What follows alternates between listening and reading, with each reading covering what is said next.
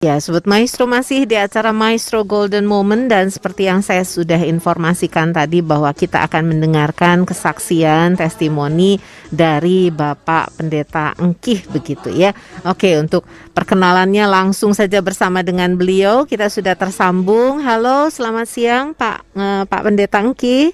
Selamat siang, Iya, langsung aja Pak, silahkan Iya, memperkenalkan dan langsung testimoni, silahkan. Terima kasih. Iya.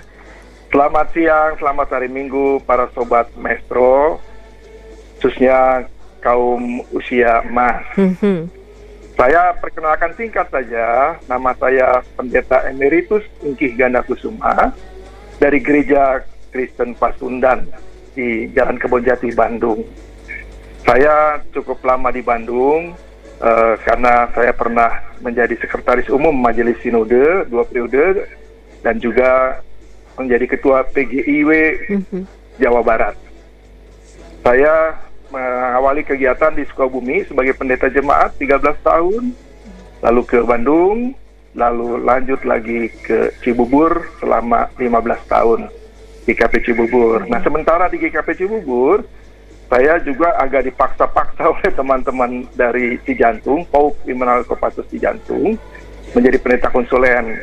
14 tahun saya di sana. Jadi saya ini pendeta yang juga agak sedikit pengalaman ketentaraan ya. Oke, sudah melanglang buana juga ya Pak ya.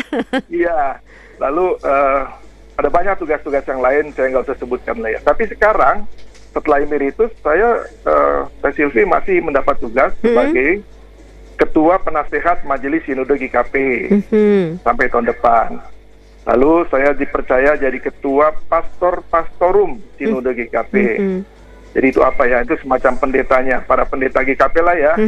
Untuk itu.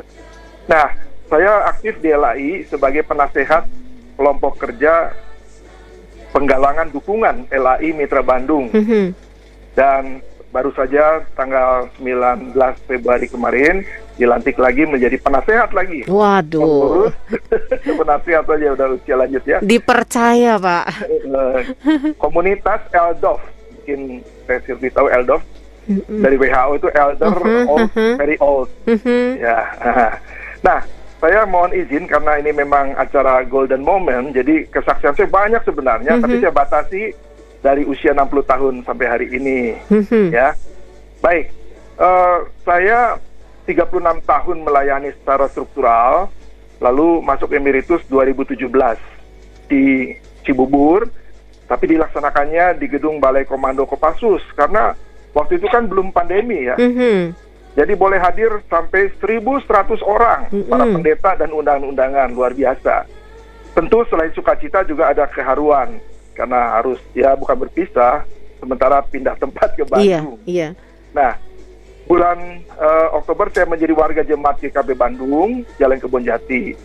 Teman-teman, para pendeta di sana sangat menyambut kami dengan penuh sukacita. Terlebih warga jemaat yang ada di sektor Barat 2, area 3 GKP Bandung. Hari ini juga banyak yang mendengarkan ini kesaksian saya. Itu mereka senang sekali. Jadi karena jemaat Bandung itu banyak sekali wilayahnya, 3 pendeta terasa kurang. Jadi saya hadir juga menjadi seperti pendeta mereka gitu ya. Nah, ada perasaan apa ya? Setelah pindah ke Bandung itu masih ada kontak-kontak dengan beberapa teman di Jakarta khususnya. Tapi hanya berlangsung 1 tahun lah ya.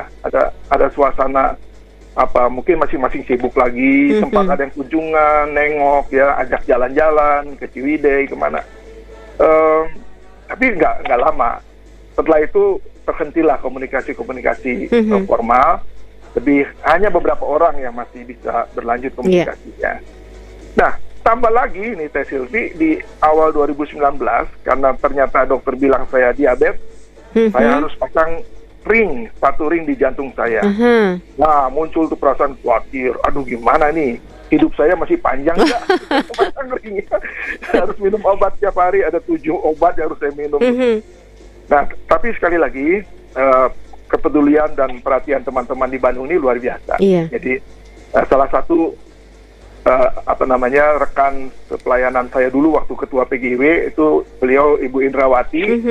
sekretaris PGIW di GKI Taman Cibunut kan ya, beliau aktif juga. Saya diminta untuk menjadi penasehat pengurus KKPD LAI Mitra Bandung.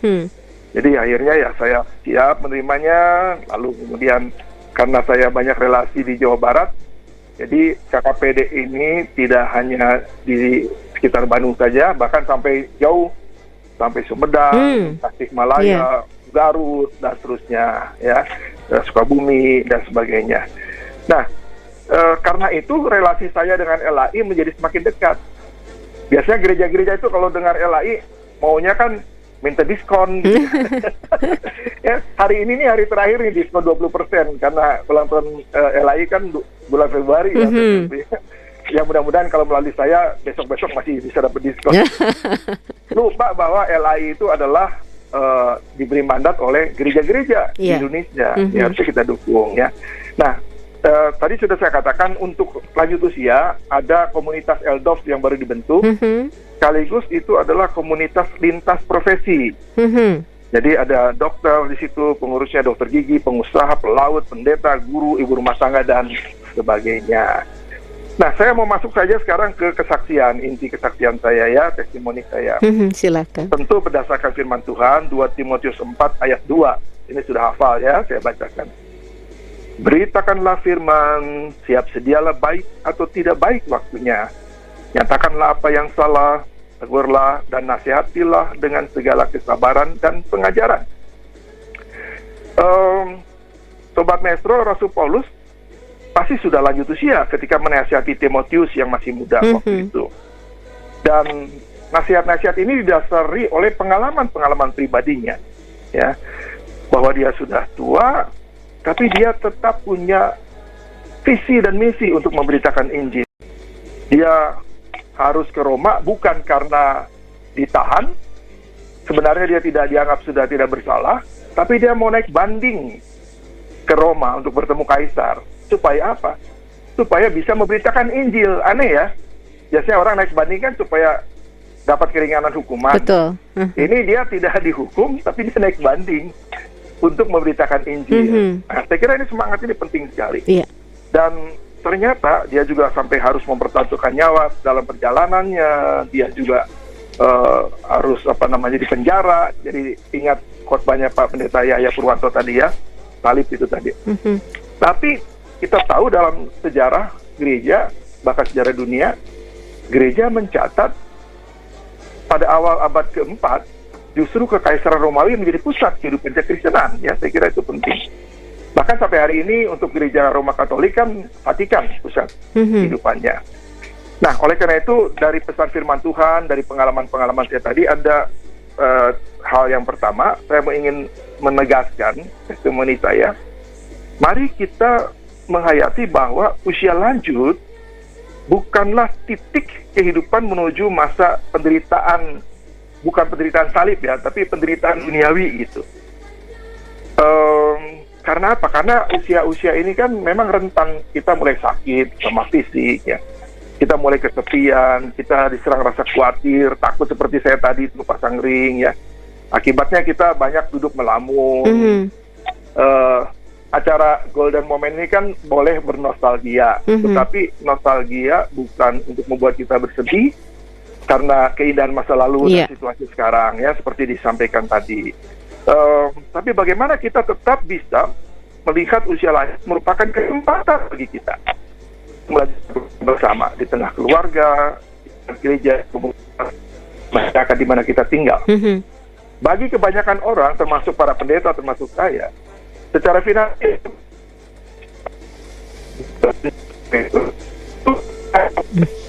kesejahteraan yang diterima itu, ini masih bisa hidup nggak nih setiap bulan dengan dana yang terbatas seperti itu? Tapi itu semua hanya rasa khawatir, karena hari demi hari seperti doa Tuhan Yesus itu ya diajarkan, Tuhan selalu berikan rezeki secukupnya, dan sampai hari ini selalu cukup, ya, bahkan bisa menjadi berkat buat orang lain. Nah, perlu juga saya sampaikan, selain pelayanan di gereja, di umat Kristiani, ternyata ketika saya masuk di Bandung ini, kota kami tinggal, rumahan kami tinggal namanya Istana Regensi Sudirman di Cijerah Raya, Silvi, itu namanya Irsut ya. Iya. Saya sudah 2 periode ini dipercaya menjadi ketua pembina dan pengawas bagi pengurus forum di perumahan ini dalam mengelola kebutuhan warga. Waduh, nambah lagi tugasnya ya Pak. Awalnya agak heran ya, saya pendeta gitu ya, mereka. Tapi justru teman-teman yang seiman, bahkan yang tidak seiman, yang sudah pergi ke jauh-jauh itu, mereka justru berharap saya terus yang berada di sini menjadi sesepuh mereka. Nah, oleh karena itu istilah eldof tadi, sekali lagi harus kita ingat betul, elder, young, old. Jadi walaupun old, tetap young. Ya. 60 itu masih young. 70 tahun, ya sudah old, baru tua lah 70. Ya. 80 baru very old. Gitu. Nah, artinya, marilah dengan kekuatan firman Tuhan, dengan pengalaman-pengalaman yang luar biasa banyaknya yang pernah saya alami, dan kita juga pasti, kita coba hindari, Bapak Ibu, istilah-istilah yang membuat kita pesimistis. Contoh, saya mah sudah tua renta, ya kan? Lihat aja kalau bikin profil status di WA, yang dipilih kan tongkat. Iya, iya. Iya kan? Apalagi yang lebih mengerikan, ada teman-teman yang bilang, aduh, saya mah sudah bau tanah. Waduh. Saya pikir bau tanah itu apa ya? Bau tanah itu sesudah hujan, Pak. Sesudah hujan bau tanah ya. Tinggal melangkah, pas datang COVID benar-benar datang jadinya. Jadi itu kayaknya menurunkan semangat ya Pak Engkih ya. Betul ya. Jadi padahal sebenarnya kita lihat Alkitab memberi kesaksian luar biasa. Musa itu dipanggil, diutus bukan usia 40 tahun, dia punya semangat usia gitu, tapi Tuhan pakai dia usia berapa? Betul. 80 tahun. Iya. Berjalan bangsa Israel 40 tahun kan, 120 tahun baru dia dipanggil Tuhan. Luar biasa ya. Betul. Kira ini hal yang pertama. Yang kedua, masa pandemi COVID yang menakutkan sekarang, situasi soal vaksin ya. Saya mungkin juga, apakah saya harus divaksin karena saya punya banyak masalah kesehatan saya. Tapi saya percaya bahwa orang-orang yang divaksin di sekitar saya itu akan melindungi saya, gitu kan. Jadi nggak usah takut. Walaupun kita harus menghadapi PSBB, PPKM, ya kita harus tinggal di rumah dengan protokol kesehatan yang luar biasa. Tapi kehadiran di rumah itu buat saya jadi berkat. Dulu kan saya sering pergi ke sana ke sini. Betul. Dalam negeri, keliling Indonesia hampir semua sudah keluar negeri dan seterusnya. Banyak meninggalkan waktu keluarga dibuang untuk itu. Tapi sekarang saya sehari-hari di rumah. Iya. Gendong cucu ya dan seterusnya. Nah, banyak hal bisa dikerjakan di rumah, Bapak Ibu. Sesuai hobi kita dan talenta. Iya. Saya ambil contoh ya. Saya ini the singing pastor, pendeta yang suka nyanyi. Wah. Kapan-kapan nanti saya nyanyi. Boleh. Saya sudah rekaman, cuma bukan lagu rohani. Kalau Pak Victor Utabarak kan lagu rohani, saya lagu rohana. Lagunya My Way, dia terkenal orang old. Tapi itu untuk apa? Hasilnya untuk pembangunan gedung gereja. Kami dulu di Cibubur, luar biasa. Lalu kami merekam nyanyi-nyanyi itu di rumah sendiri, kumpul dengan beberapa pendeta rekaman. Salah satu contoh, ini mungkin kita kenal Rumah Sakit Immanuel, Pak Pendeta Krishna Ludia Suryadi. Mohon izin saya sebut nama beliau, itu tanggal 7 Maret nanti beliau akan masuk emeritus. Jadi saya ajak teman-teman emeritus dan keluarga untuk rekaman. Wah, luar biasa. Lagu, karena kan kita nggak bisa hadir lagi di ya kan, dibatasi jumlahnya, usia yang hadir juga dibatasi. Akhirnya kami bernyanyi dengan Zoom, nanti direkam, dan itu menjadi satu sukacita tersendiri buat kita semua. Nah, lalu yang berikutnya, kerjakan pekerjaan-pekerjaan rumah dengan sukacita, sambil bernyanyi, apapun lah. Saya kadang-kala dulu kan bingung, ngapain nih seharian ya? Tapi ternyata hari-hari terakhir ini, istri saya, ibu tuh suka mengingatkan, Pak, makan obat. Nggak terasa sekali waktu lewat. Karena saya kerjakan banyak hal di rumah. Saya membuat misalnya ya, selain membersihkan rumah gitu, juga menata perlengkapan rumah tangga. Taman ya, kalau saya main ke rumah kami, ada Pasum itu yang merawat kami, listriknya juga lampu dari kami bahkan itu. Waduh. Lalu kemudian ada taman kecil di rumah, ada burung di situ, ada lampu-lampu hias saya siapkan ya. Semuanya itu dibuat dari barang-barang bekas. Tidak, ya mungkin beli lampu lah ya, tapi apa yang ada yang selama ini kami simpan di gudang, kami manfaatkan. Jadi ada waktu untuk beberes gudang ya Pak. Bukan ada waktu lagi, kurang waktu. Ada hiasan tirai kerang yang dulu belinya itu waktu saya aktif mungkin di Pangandaran, mungkin waktu di Jogja, itu baru bisa dipasang sekarang. Jadi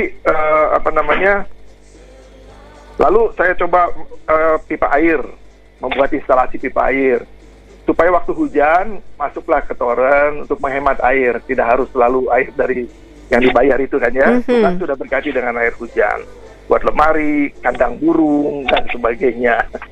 Nah, sebenarnya banyak sekali kesaksian yang bisa saya sampaikan, tapi karena waktu juga masih terbatas. Namun saya ingin sampaikan, kalau ada yang berminat, saya telah membuat sebuah buku. Isinya kesaksian-kesaksian tentang yang lucu-lucu ya, yang luar biasa gitu. Itu buku tipis, tapi saya akan kirimkan nanti kalau memang bisa melalui Maestro soft copy-nya, supaya bagi para senior-seniorita yang ingin membacanya tidak usah saya kirimi dengan pakai kirim hard copy-nya, cukup dikirim melalui WA, bisa baca langsung dari handphone ya. Kalau ada yang bersedia, itu gratis Iya. Ya, silakan ya. Oke. Nah, saya kira itu kapan-kapan saya bernyanyi. Boleh. Ini saya ngedenger Pak Engkih ini semangat banget ini, kesaksian dari tadi jam berapa ini semangat banget ini. Dan dengan seabrek pelayanan di usia yang sekarang ini, terus nggak ya memang sudah dibatasi pergi keluar, tapi sekarang di rumah aja jadi kekurangan waktu ya Pak ya. Betul, saya juga bukannya heran, cuma tidak habis pikir lah ya. Jadi saya ingat ada referensi sebuah lagu, saya nyanyikan singkat saja. Janjimu seperti fajar pagi hari yang tiada pernah terlambat bersinar. Cintamu seperti sungai yang mengalir, dan seterusnya. Nanti saya kasihkan. Iya, oke. Ya. Jadi pesan dari Bapak Pendeta Engkih, walaupun kita sudah usia lanjut, jangan katakan sesuatu yang membuat semangat kita turun, sukacita kita jadi berkurang, tapi tetap kerjakan apa yang masih bisa dengan semangat, dengan tenaga yang masih ada, dan buat itu berharga dan berarti, begitu ya Pak Engkih ya. Ya, tingkatkan kreativitas kita, karena tidak akan pernah berhenti kreativitas Tuhan berikan. Sehingga itu membuat kita tidak pikun dan kita semakin terampil. Amin. Terima kasih banyak Bapak Pendeta Engkih ya. Salam buat semua, Tuhan berkati. Iya, Tuhan berkati juga. Terima kasih. Oke, luar biasa ini, semangat sekali nih dengan seabrek pelayanan dulu. Sekarang pun masih tetap dipercaya dengan banyak pelayanan begitu, dan sekarang banyak waktu di rumah, keluarkan lagi barang-barang di gudang, dan yang dulu pernah dibeli ternyata belum dipakai, sekarang dipakai katanya begitu. Oke, itu satu usul yang baik untuk kita semua Sobat Maestro. Barangkali selama kemarin banyak pergi-pergi, tapi sekarang ada di rumah, jangan merasa aduh bosen, tapi ya seperti Pak Pendeta Engkih tadi, ayo coba berkreasi membuat rumah semakin baik begitu ya.